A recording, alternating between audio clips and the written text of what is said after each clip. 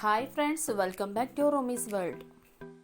ഞാൻ ഇന്ന് ഇവിടെ വന്നിട്ടുള്ളത് വറുത്തരച്ച ചിക്കൻ കറിയുടെ റെസിപ്പി ആയിട്ടാണ്. അതിനു മുമ്പ് നിങ്ങൾ ഈ ചാനൽ ആദ്യമായാണ് കാണുന്നതെങ്കിൽ സബ്സ്ക്രൈബ് ചെയ്യുക. അപ്പോൾ നമുക്ക് ചിക്കൻ കറിയുടെ റെസിപ്പിയിലേക്ക് പോവാം. ആദ്യമായി ഒരു കുക്കർ എടുത്ത് അടുപ്പത്ത് വെക്കാം. നന്നായി ചൂടായതിനു ശേഷം 2 ടേബിൾ സ്പൂൺ വെളിച്ചെണ്ണ ഒഴിക്കാം.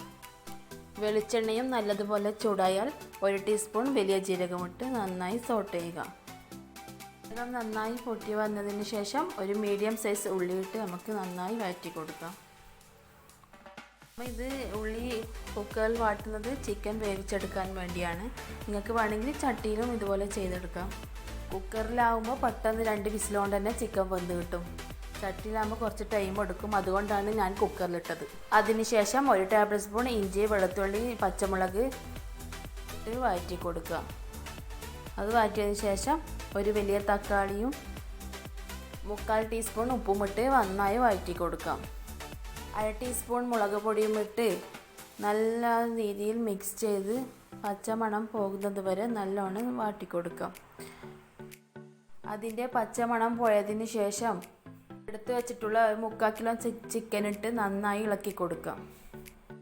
അതിനുശേഷം ഒരു 1/2 ഗ്ലാസ് വെള്ളം ഒഴിച്ച് ചിക്കൻ നന്നായി വേവിച്ചെടുക്കാം. 2 വിസിൽ വരുന്നവരെ വേവിച്ചെടുത്ത് അതിനുശേഷം ഓഫാക്കിയിടാം.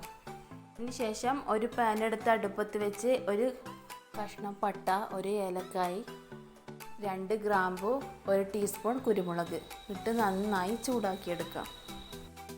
ചൂടായതിന് ശേഷം ചിരകി വെച്ച ഒരു മുറി തേങ്ങ ഇട്ടതിന് ശേഷം നന്നായി വറുത്തെടുക്കാം. ഫ്ലെയിമിലിട്ട് നല്ല ബ്രൗൺ കളർ ആകുന്നത് വരെ തേങ്ങ വറുക്കണം. അപ്പോൾ തേങ്ങ ഗോൾഡൻ കളറായി തുടങ്ങിയിട്ടുണ്ട്.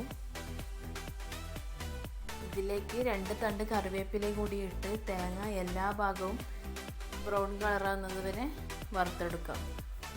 ബ്രൗൺ കളറായി വന്ന തേങ്ങയിലേക്ക് 2 ടേബിൾ സ്പൂൺ മല്ലിപ്പൊടിയും 1/2 ടേബിൾ സ്പൂൺ മുളക് പൊടിയും ഇട്ട് നന്നായി മിക്സ് ചെയ്യുക. നേരത്തെ കോഴി വേവിക്കുന്ന സമയത്ത് തന്നെ നമ്മൾ 1/2 ടേബിൾ സ്പൂൺ മുളക് പൊടി ചേർത്തിട്ടുണ്ടായിരുന്നു. അപ്പോൾ ടോട്ടലി 1 ടേബിൾ സ്പൂൺ മുളക് പൊടിയാണ് ഇതിൽ ചേർത്തിട്ടുള്ളത്. മുളകിൻ്റെയും മല്ലിയുടെയും പച്ചമണം മാറിക്കഴിഞ്ഞാൽ 1 ടേബിൾ സ്പൂൺ വെളിച്ചെണ്ണ ഒഴിച്ച് നന്നായി മിക്സ് ചെയ്യുക. കരിഞ്ഞു പോവാണ്ട് പ്രത്യേകം ശ്രദ്ധിക്കണം. കരിഞ്ഞു പോയാൽ നമ്മുടെ ടേസ്റ്റും മണവും എല്ലാം മൊത്തത്തിൽ മാറും. അപ്പോൾ പാകത്തിന് തന്നെ ഇളക്കി ചെറിയ തീയാക്കി ഇളക്കി തേങ്ങ വറുത്തെടുക്കണം. തേങ്ങയുടെ ചൂട് ആറിയതിന് ശേഷം ഒരു ബ്ലെൻഡറിലിട്ട് നന്നായി അരച്ചെടുക്കാം.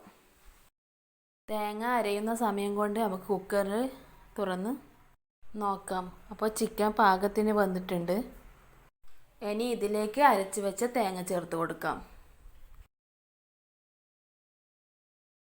ശേഷം നമുക്ക് മൊത്തമായിട്ട് മിക്സ് ചെയ്ത് കൊടുക്കാം. അപ്പം കുക്കർ വലിയതായതുകൊണ്ട് ഞാൻ പാകമായ ചട്ടിയിലേക്ക് കറി മാറ്റിയിട്ടുണ്ട്. അപ്പോൾ തിളക്കുന്നത് വരെ നമുക്ക് വെയിറ്റ് ചെയ്യാം. അതിനിടയിൽ കറിയുടെ ടേസ്റ്റ് നോക്കി ഉപ്പ് കുറവുണ്ടെങ്കിൽ പാകത്തിന് ഉപ്പ് ചേർത്ത് കൊടുക്കാൻ ആരും മറക്കണ്ട.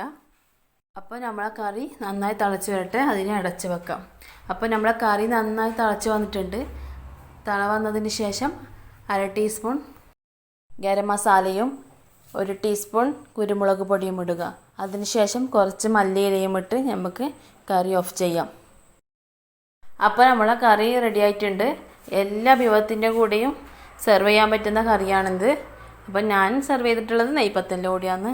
ചോറായാലും നെയ്ച്ചോറായാലും ഏത് വിഭവത്തിൻ്റെ കൂടെ ആയാലും സെർവ് ചെയ്യാൻ പറ്റും.